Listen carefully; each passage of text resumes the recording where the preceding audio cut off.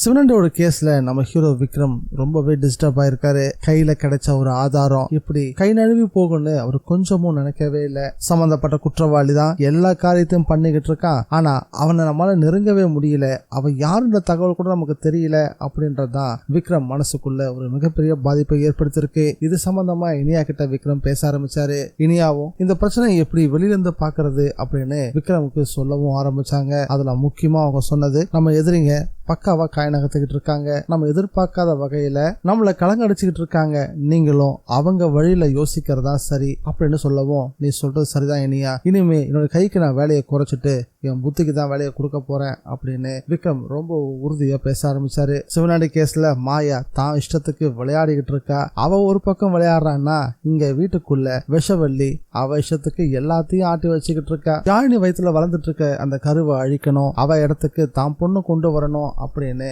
இன்னும் அந்த ஜென்மம் திட்டம் போட்டுக்கிட்டே தான் இருக்கு.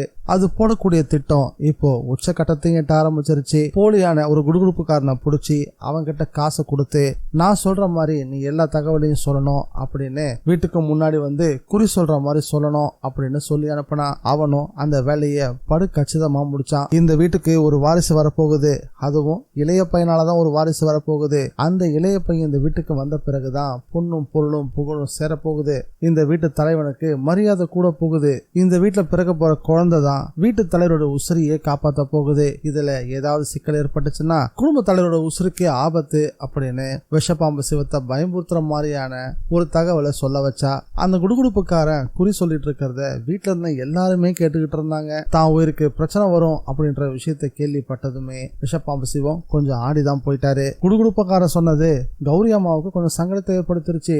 எங்க நாளைக்கு முதல் வேலையா நம்ம ஜோசியரை வர சொல்லுவோமா அப்படின்னு விஷப்பாம்பு சிவத்தை கேட்கவும், அப்பா இப்பவாச்சும் உனக்கு இது தோணுச்சு அப்படின்னு தான் பொண்டாட்டிய மனசு நிறைய வாழ்த்த ஆரம்பிச்சுட்டாரு. குடும்ப ஜோசியரியா கூட்டு வர போறீங்க, எவ்வளவோ பண்றேன், இதை பண்ண மாட்டேனா அப்படின்ற மாதிரி அந்த ஜோசியரையும் பணம் கொடுத்து விலைக்கு வாங்கிட்டா விஷவள்ளி. குடுகுடுப்புக்காரனுக்கு எப்படி சொல்லி கொடுத்து பேச வச்சாலோ அதே போல இந்த ஜோசிக்காரனையும் சொல்லி கொடுத்து பேச வச்சுட்டா. வீட்டுக்கு வந்த மனுஷனும் கிட்டத்தட்ட குடுகுடுப்புக்காரன் சொன்ன விஷயத்தையே வேற ஒரு வெர்ஷன்ல சொன்ன மாதிரி இருந்துச்சு. குடுகுடுப்புக்காரன் வாய் திறந்து எந்த நேரத்துல நல்ல விதமா சொன்னானோ தெரியல.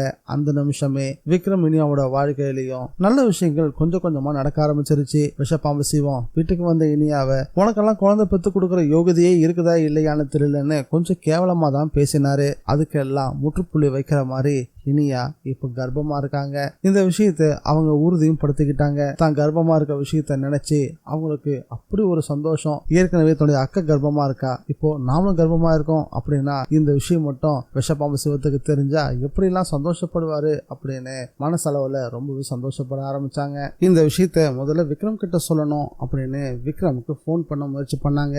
ஏற்கனவே விக்ரம் வீட்டுல இருந்து கிளம்புறதுக்கு முன்னாடியே அவருடைய போன்ல சார்ஜ் இல்லைன்னு சார்ஜும் போட்டிருந்தாரு. சார்ஜ் போட்டவரு சுவிட்ச் ஆன் பண்ண மறந்துட்டாரு. நம்ம ஹீரோயினியா ஸ்டேஷன் போனதுமே முதல் வேலையா போனுக்கு சார்ஜ் போடுங்கன்னு சொன்னாங்க.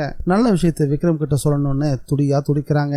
ஆனா அவருடைய போன் ரீச் ஆகவே இல்லை. இந்த வீடியோ பிடிச்சிருந்தா லைக் பண்ணுங்க, ஷேர் பண்ணுங்க. மீண்டும் அடுத்த வீடியோல சந்திக்கலாம். By guys.